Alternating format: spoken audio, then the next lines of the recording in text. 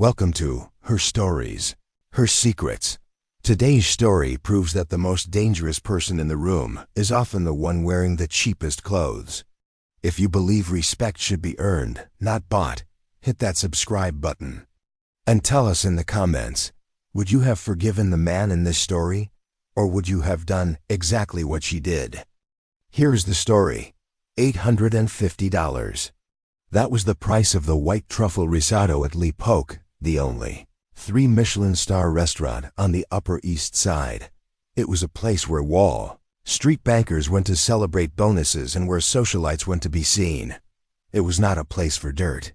Yet, at 7:45 p.m. on a Friday, dirt walked through the front door. Isabella Martinez pushed open the heavy mahogany entrance. She looked like a disaster. She was wearing a gray industrial mechanic's jumpsuit that was smeared with white drywall dust and specks of blue paint. Her hair was in a messy bun, held together by a pencil, and she was wearing steel-toed construction boots that left faint, dusty footprints on the pristine black marble floor. She had just spent 12 hours on a construction site in Brooklyn, supervising the framing of a new hospital wing. She was exhausted, she was starving, and she had a reservation. Julian, the Maitre D of Le Poke, spotted her immediately. Julian was a man who prided himself on being the gatekeeper of elite society. He smoothed his tuxedo, sniffed the air as if he smelled something rotting, and intercepted her before she could step onto the carpet. "Deliveries are in the alley, mademoiselle," Julian said, his voice dripping with disdain.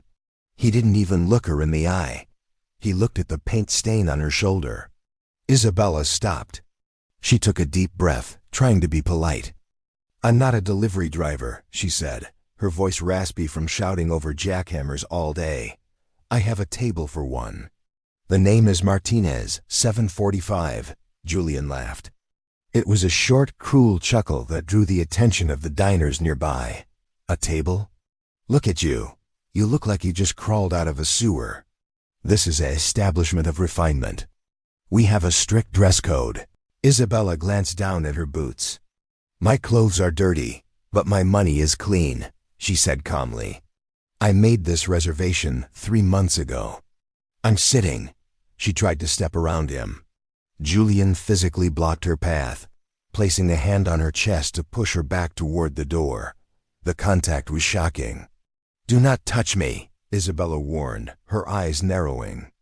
"I'm going to ask you one time to move, and I'm telling you to leave before I call the police and have you arrested for vagrancy," Julian hissed, leaning into her face. "We don't serve the help here. Go buy a hot dog on the corner." "That is more your speed." People were staring now. A couple in the corner was filming. Isabella felt the heat rise in her cheeks, not from shame, but from anger. She reached into her dusty pocket and pulled out a phone. "You're making a mistake, Julian."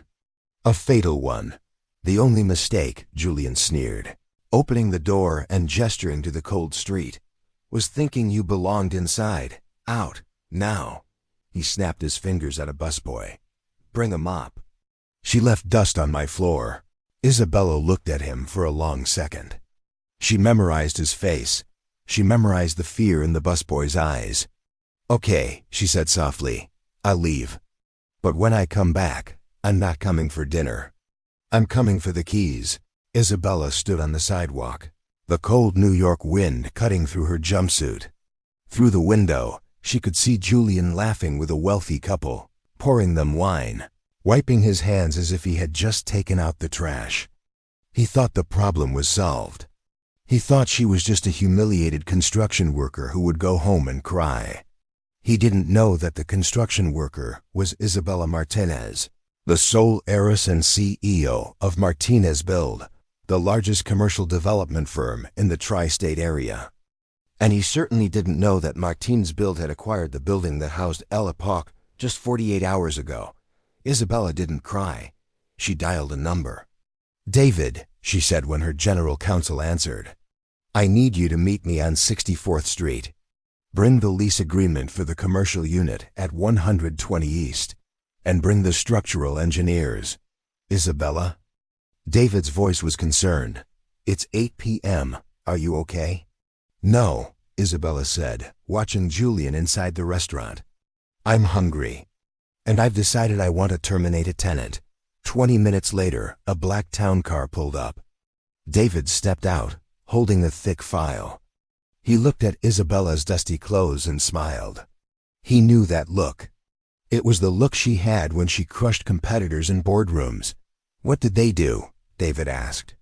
He told me to go eat a hot dog, Isabella said, taking the file. Review the lease. Clause 14, Section C. David flipped through the pages under the street lamp. Ah, the material breach of decorum clause.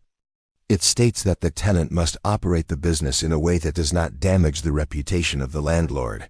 He physically pushed me, Isabella said. He discriminated against me based on appearance. Is that a breach? It's a nuclear breach, David confirmed. We can issue an immediate eviction notice. But Isabella, Lipoque is an institution. If we close them tonight, the press will go crazy. Good, Isabella said. She opened the trunk of the car. She didn't change her clothes. She didn't put on a dress. She simply put on a hard yellow construction hat and grabbed a clipboard. If he thinks I'm the help, let's show him how helpful I can be. I'm going to inspect the premises, tonight. She turned to the two structural engineers who had arrived in a van. Get your gear. We're going in. I want you to check every load-bearing wall in that kitchen. I want you to check the ventilation. If you find a single crack, a single code violation, I want the building condemned. The engineers nodded. They knew who signed their paychecks. Isabella adjusted her hard hat. The dust on her face was now war paint. She marched back toward the heavy mahogany doors, flanked by her lawyer and two burly men with laser measures and drills. Julian was still at the podium, counting tips. When the door opened, he looked up annoyed. I told you, he stopped. He saw the lawyer. He saw the engineers. He saw the clipboard.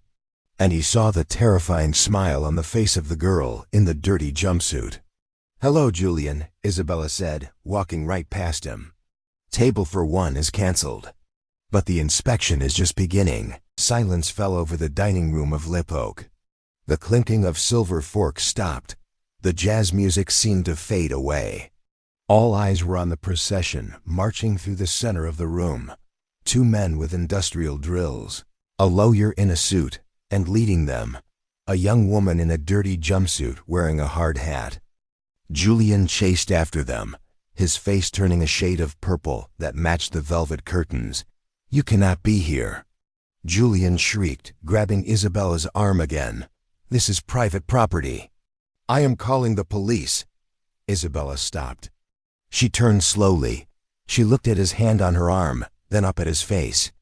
David, she said calmly, please explain to the tenant who owns this private property. David stepped forward, handing Julian a document stamped with a red seal. Mr. Julian Vance, David announced, his voice projecting to the entire room.